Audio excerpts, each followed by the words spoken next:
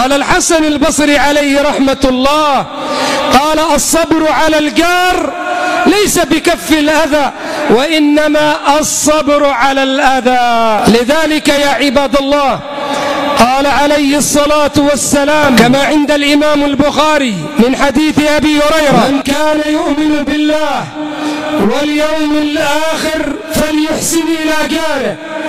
من كان يؤمن بالله واليوم الآخر فليكرم جاره.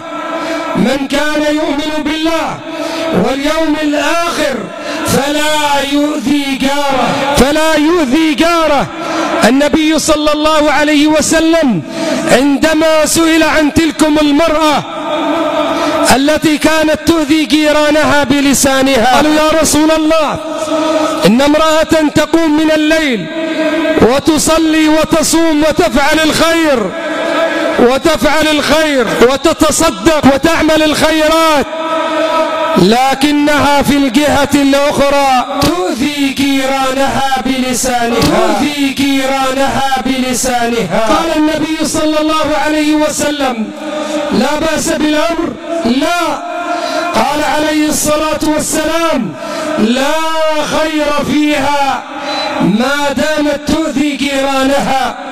لا خير فيها ما دامت تؤذي جيرانها.